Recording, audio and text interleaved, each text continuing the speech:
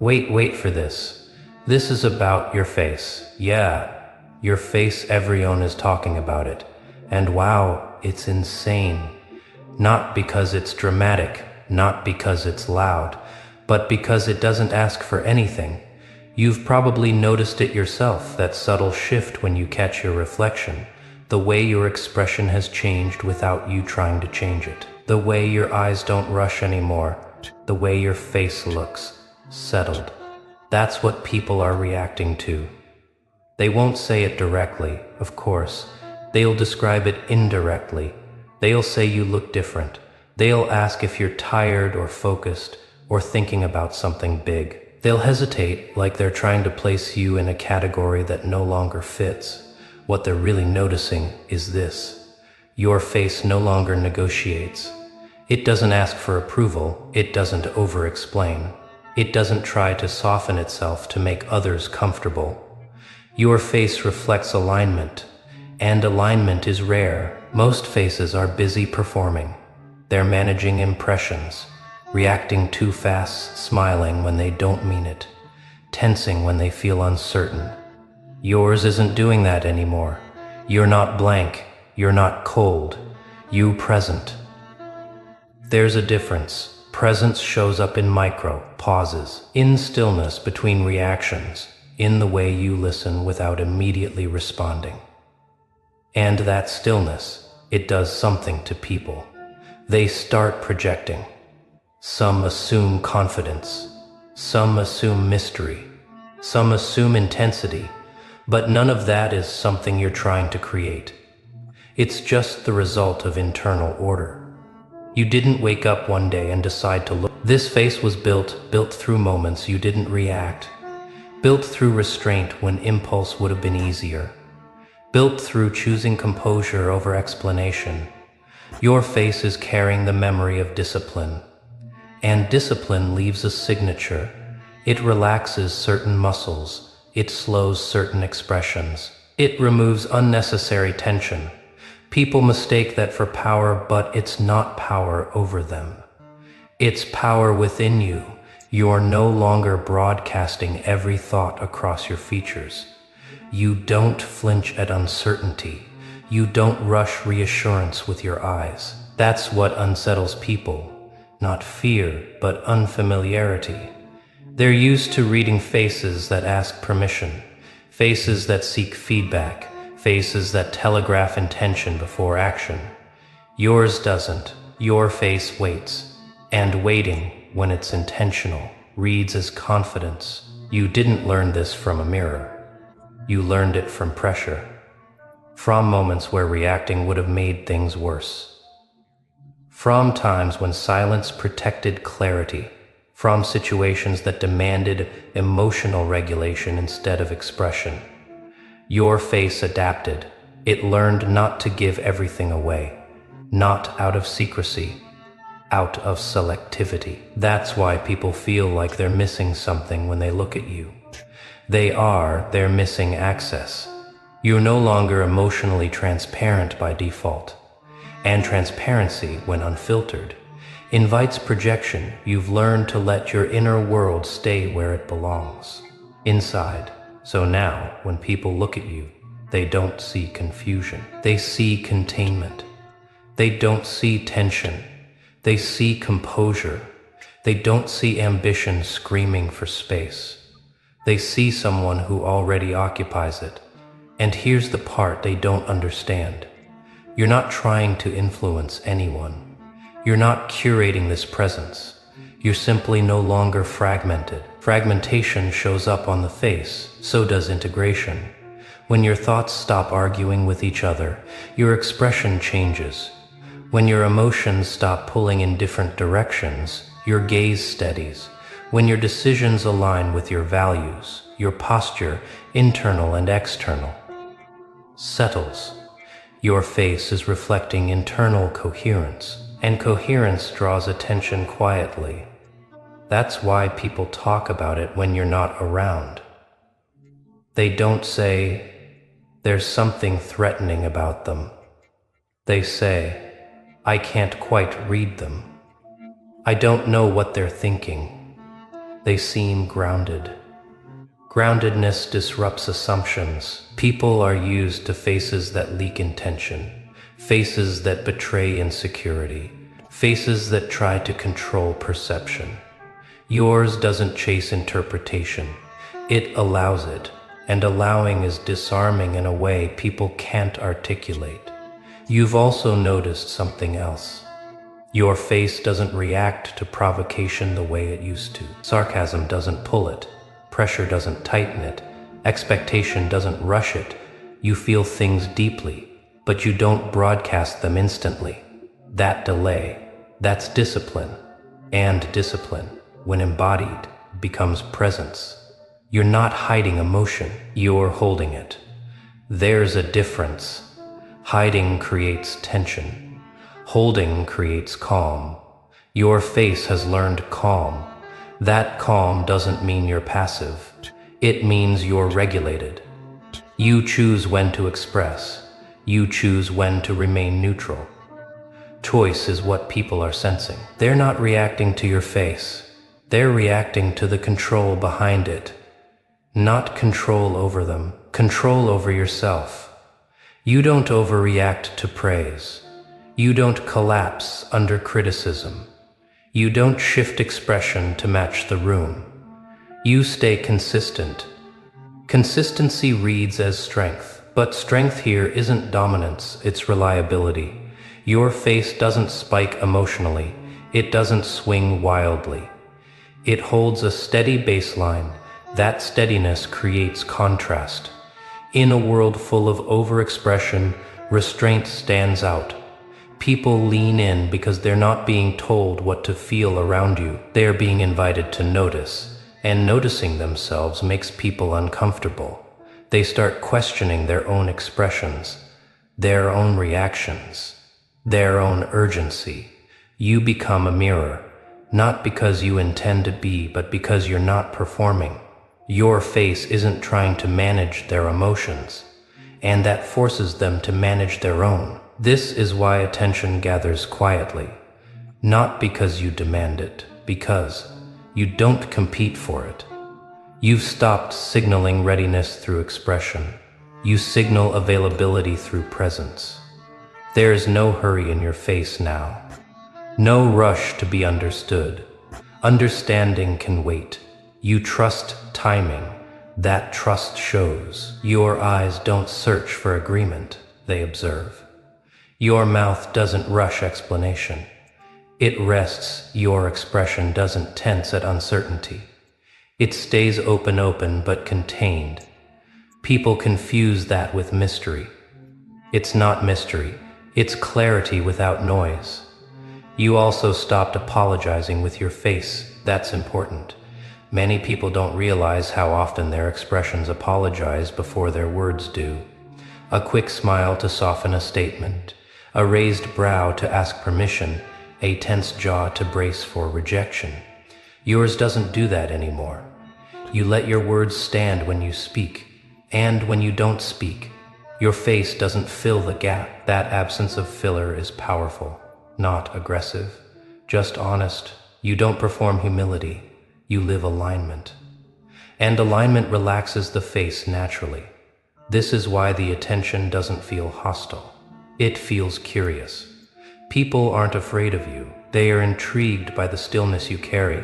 Stillness that didn't come from indifference. Stillness that came from self-mastery.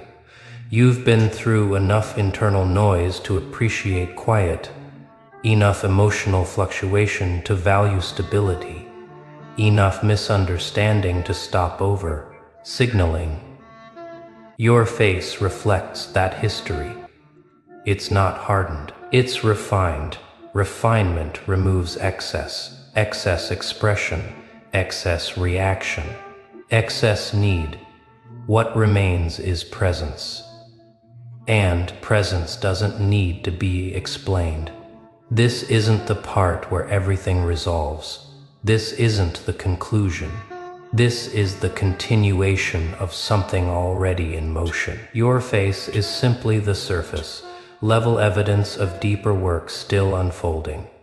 And the people noticing it, they're not ahead of you.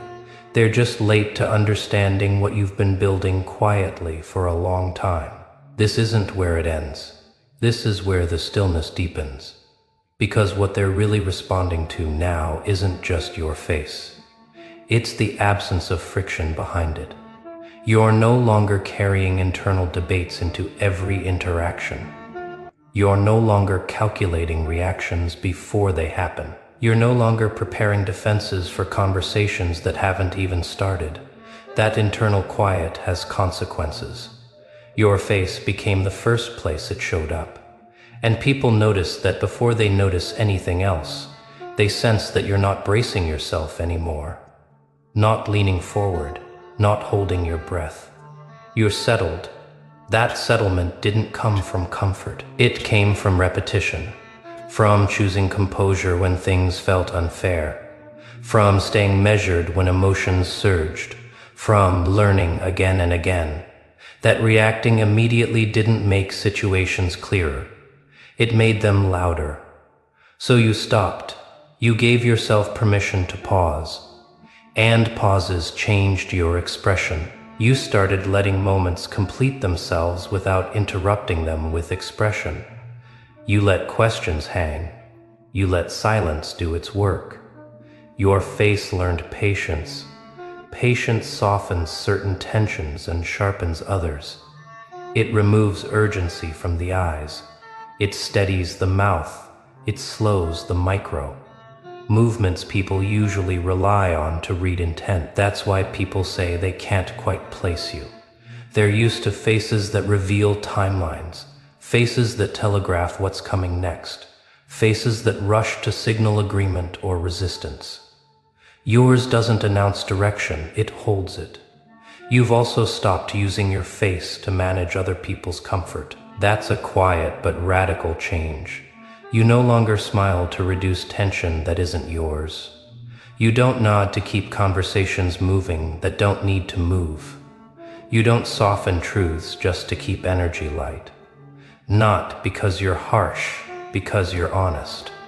Honesty doesn't always show up as expression. Sometimes it shows up as neutrality. And neutrality feels powerful in a world addicted to performance. People don't know what to do with a face that isn't asking anything from them, so they start filling in the gaps themselves. They assume confidence. They assume certainty.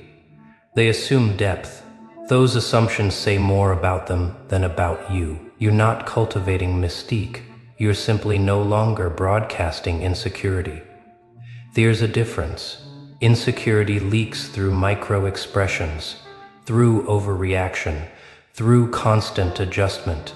You've closed those leaks, not by force, by alignment. You decided slowly over time that you didn't need to be immediately understood to be valid. That decision relaxed something deep inside you.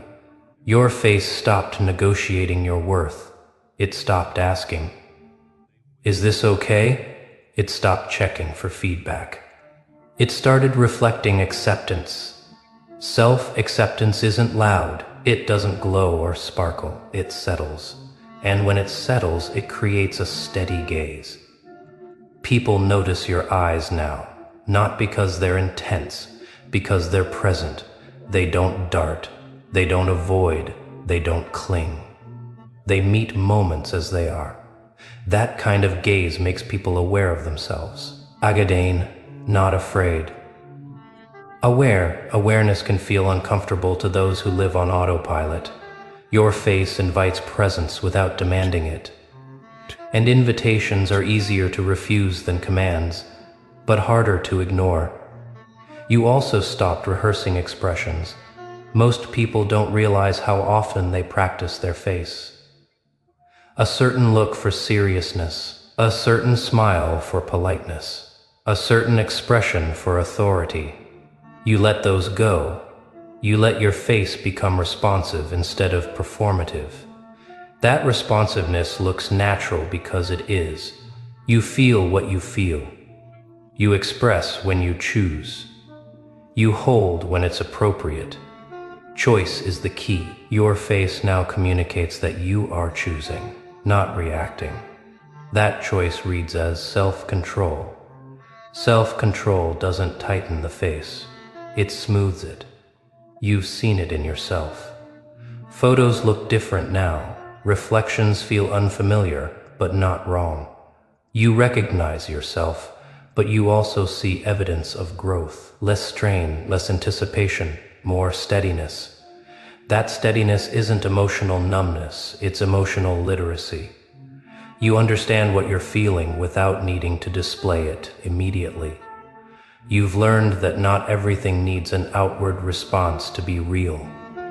Some things can stay internal and still be honored. That understanding matured you, and maturity has a look. It's not age, it's not seriousness, it's proportion. Your reactions are proportional now. Your expressions match the moment, not your fears about the moment. People sense that calibration, they trust it. Even if they don't know why. You've also noticed that your face doesn't escalate when others do. Someone gets animated, someone gets defensive. Someone tries to pull energy higher or lower. You stay where you are. That steadiness becomes an anchor in conversations. Not because you intend to lead, because you're not being led. You don't mirror chaos. You don't absorb urgency. You don't let other people's emotional weather rewrite your internal climate.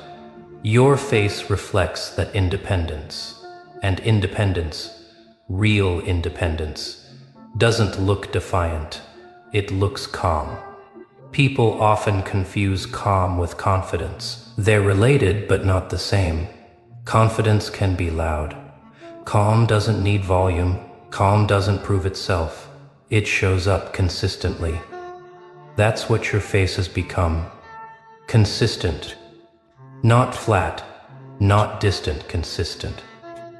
That consistency makes you readable in a deeper way.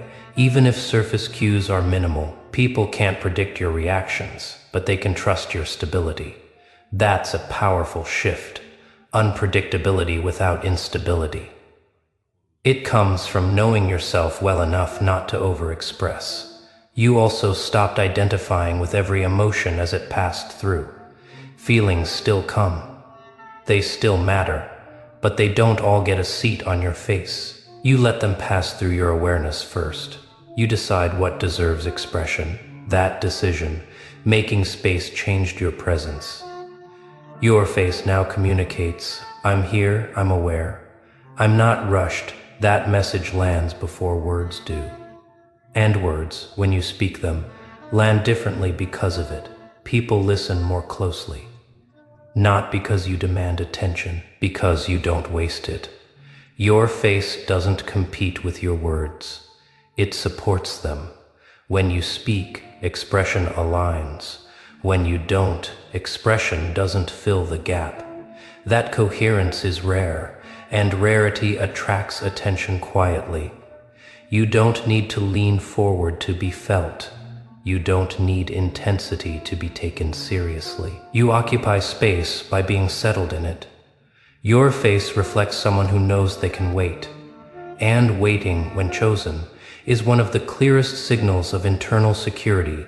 You trust timing. That trust relaxes the eyes, softens the jaw, steadies the breath. People feel that. They may not know what they're feeling, but they feel it. This isn't about looks. It's about signal. Your face now signals self-possession, not ownership of others. Ownership of self. That signal doesn't shout. It doesn't need to.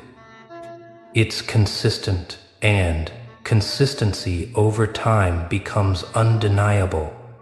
You're not finished evolving. This isn't. It's a baseline built on restraint, awareness, and alignment. Your face will continue to change as you do, but it won't return to what it was before, because you're no longer negotiating your presence. You're inhabiting it, and that's why people keep talking about your face. Not because it's intimidating, not because it's dominant, but because it reflects something many people don't yet have. Internal order and internal order. when it finally settles, always shows up on the surface, quietly.